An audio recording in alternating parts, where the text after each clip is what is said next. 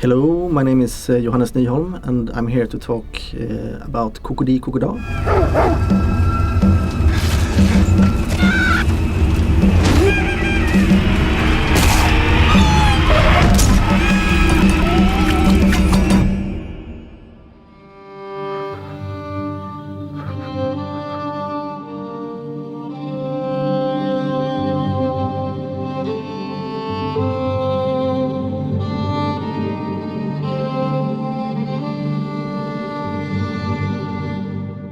The title of the film, KOKO-DI KOKO-DA, it comes from a French children's song from the beginning. It exists in many languages, but originally it's a French song called Le Coq-Mot.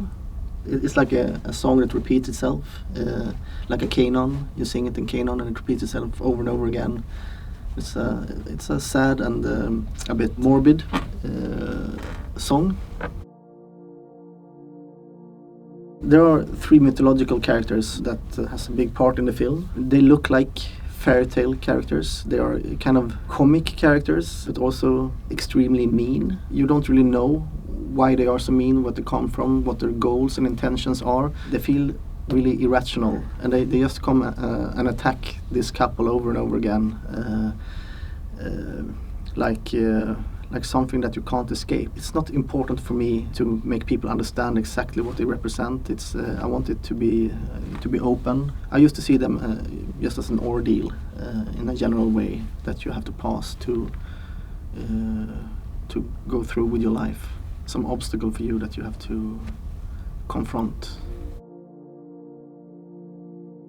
There is an important part of the film that is that looks like animation, but it's shadow puppetry. So it's actually live action, but it's very graphical with just combinations of shadows and light, where small characters tell the story in from a different perspective. It's a similar story as the rest of the film, but a very different perspective. You depict the whole life of the characters in a way, and you kind of put the story in a timeless situation instead of having the story to be about the 21st century, a couple in the 21st century.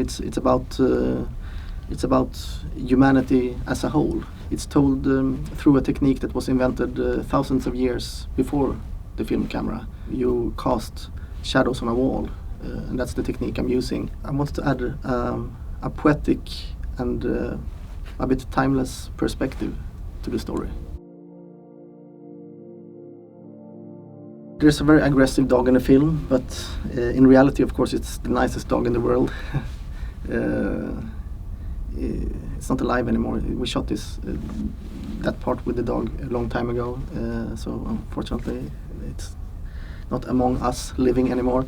But it was very easy to direct it. Sometimes the dog is very physical. Sometimes we use prosthetics instead of real humans that the dog interacts with, just to make it more comfortable for both the actor and the dog. And also we did a lot of classical film tricks, adding the dog in an image where it was not from the beginning, so. We used all the tool palette that you use when you try to make films. Life is very fragile. It can fall apart any second. You can't do anything about it, even though you want to feel secure. I mean, this building can just break and leave us crushed underneath any second. We can't do anything about it. You just have to accept that. That's an important idea of the film, that life is very fragile. But also that it goes the other way around as well. A fantastic opportunity can open up any second. There could be a little glimpse of hope anywhere. Life is a big fairy tale in itself. Personally, if I want a way for me to enjoy life, is to see life as a fantastic story where I'm just a little part of it, and I don't understand nothing. But sometimes there's a little glimpse of understanding and hope and all that. I'm working on on a VR game, and I'm working on writing a new story that I also started to shoot, which is a very crude slapstick